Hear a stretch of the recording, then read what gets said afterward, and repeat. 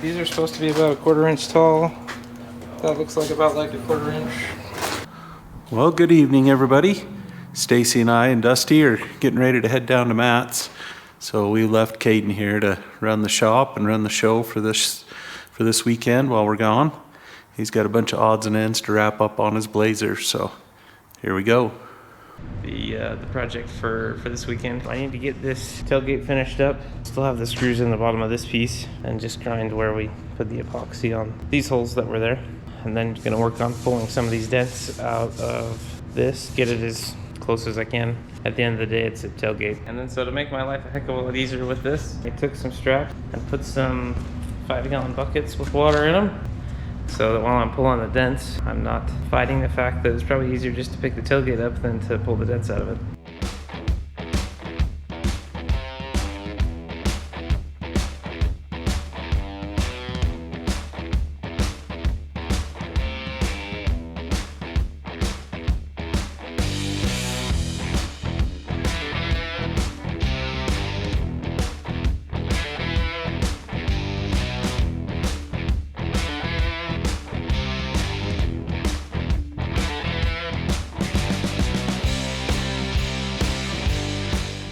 Yeah, just got everything pulled up out of it pretty well.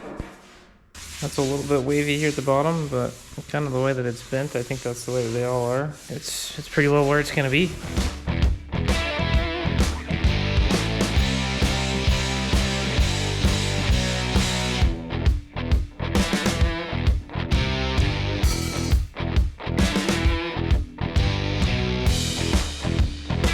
Okay. I got the tailgate pretty well finished up and it's off to the hood now. Got it sandblasted, and now I just need to scrape off some of what the sandblasting didn't really want to take off, just because he was scared of stretching the sheet metal on the hood, and I think that was a pretty viable concern. So I've got to do that on this side as well as on the other side too. I mean, beyond that, the hood itself is really pretty straight. I mean, the metal is just a little bit stretched here in the back on both sides. It's got a little bit of oil can. But I think I should be able to get that out of it. And that's even after I put a piece in the middle here to kind of raise this edge up. See if I can get that shrunk back. But really, all in all, there's really not hardly any dents or anything in the hood. So assuming that I can get that all taken care of, this thing will be perfect.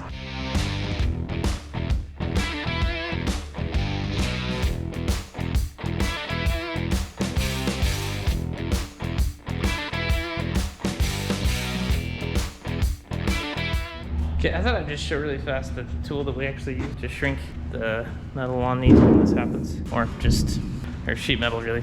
So we have this old stud welder, and it actually, you can buy an electrode for it that actually allows you to shrink sheet metal. That's what it's made for. But just the stud welding electrode that it comes with works okay for it.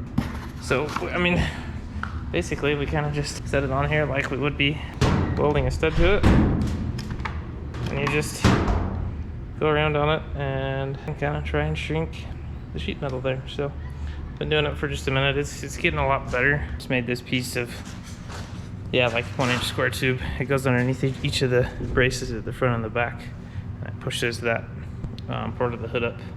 Helps to take some of the oil can out of it. If it's all set up right, it'll be reasonably quiet. I've got one of the inner fenders in here just off of my dad's old red and white 72 that he owned for longer than I've been alive. And even though he sold it a year ago, he still owned it longer than I've been alive.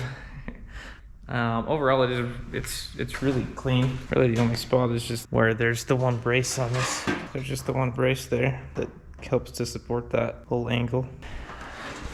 It is all gone. There's really just not much left of the actual inner fender piece. I think the brace behind it itself is a lot thicker, so it's probably okay. I hope it's okay, because I don't want to make another one of those. We have a brand new one for the driver's side. Just gotta fix this one up for the passenger side. Drill these spot welds out, cut this piece out, make a new piece to go on the top, and well, they're in. I got this piece all cut out.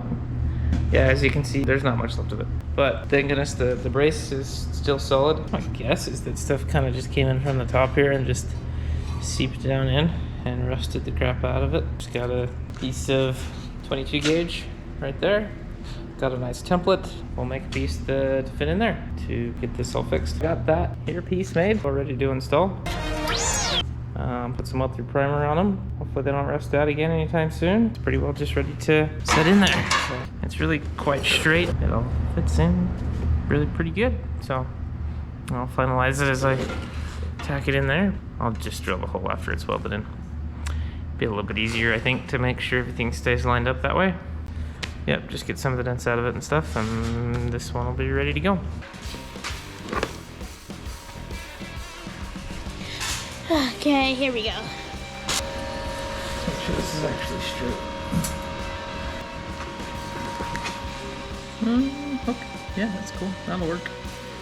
About as straight as it was in the beginning. Yeah. Only part is right there is kind of bent out.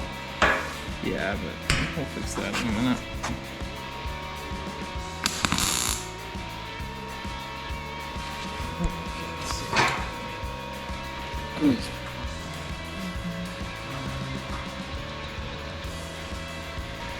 That is the weirdest thing, looking into a camera while having a loading helmet on. I'm sure that's quite an experience.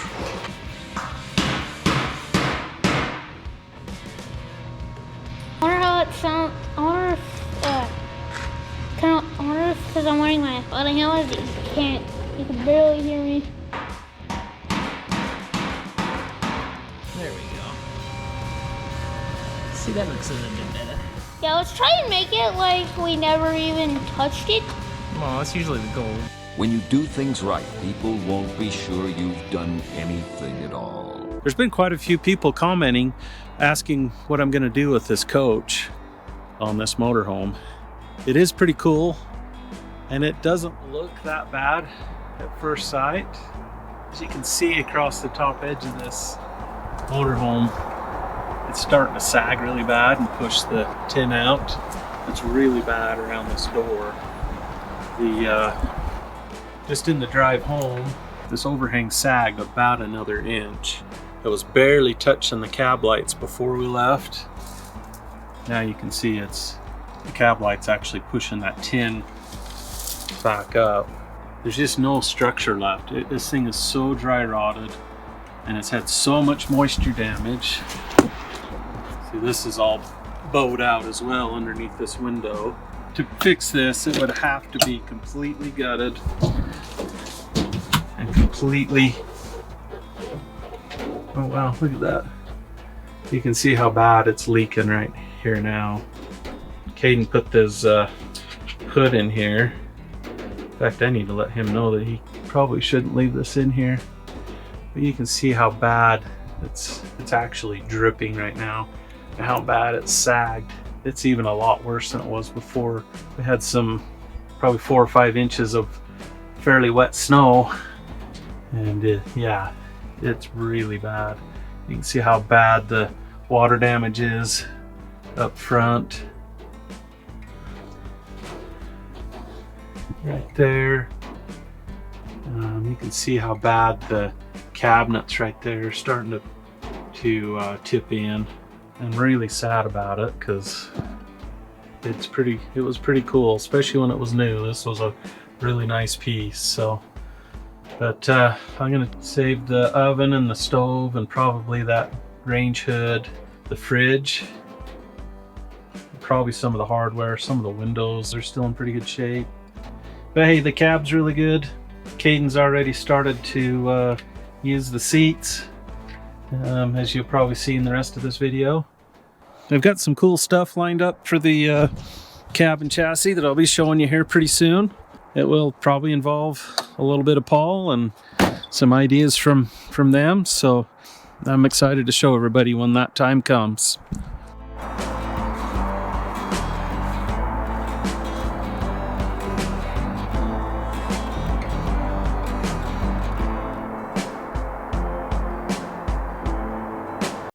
Now the inner fender's done.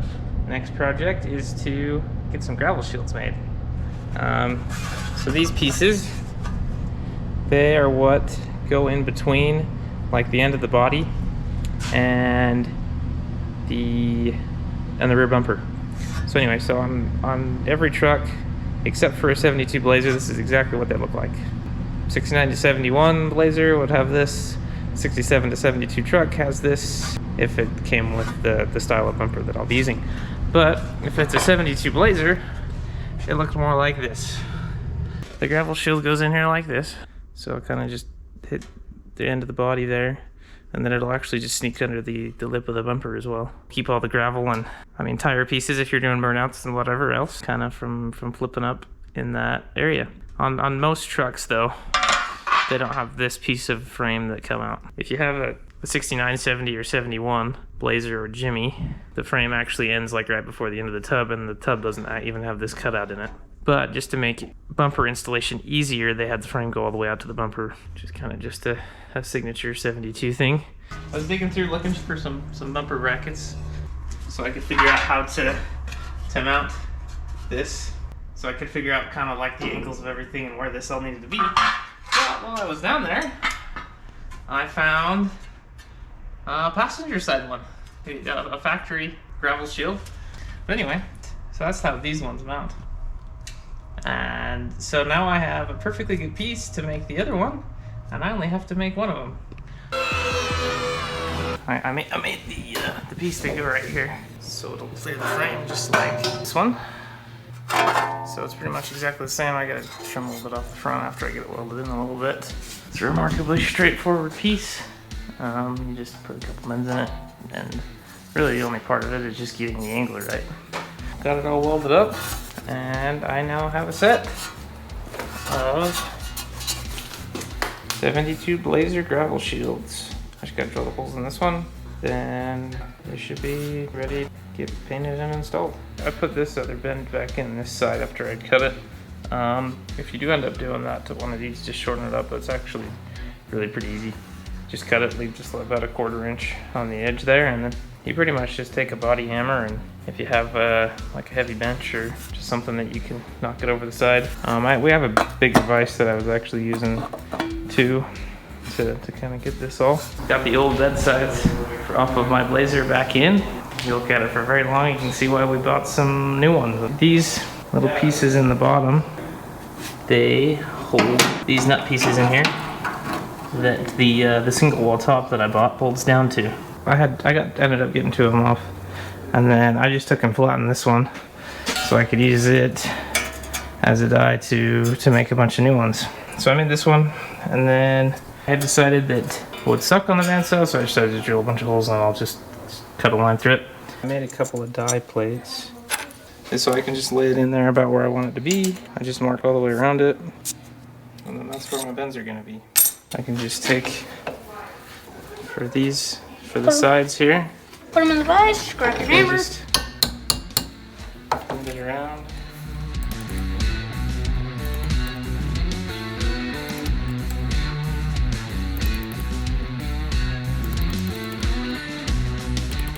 And then I can just run it on the other lines that I drew. Just do some 90s.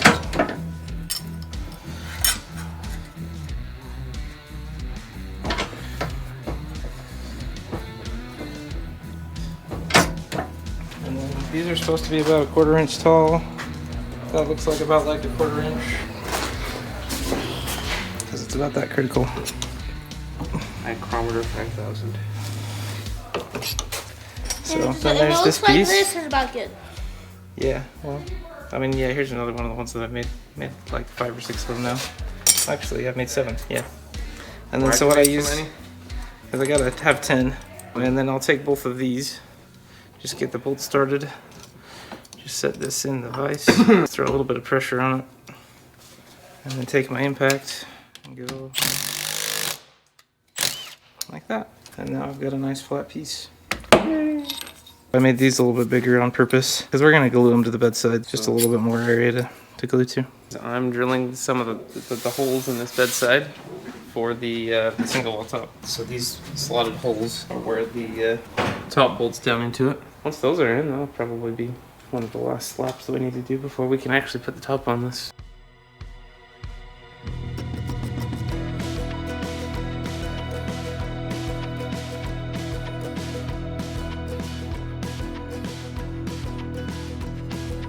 I got these holes all done in the top of the bedside.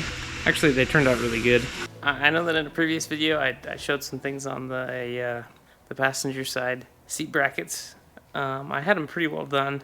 I just hadn't quite finished up things on the back. All that I needed to do was put this bar in and make this latching mechanism. So we had this latch on the shelf. It's just this guy here. So it latches onto this piece that I made. Pretty much just as simple as it is.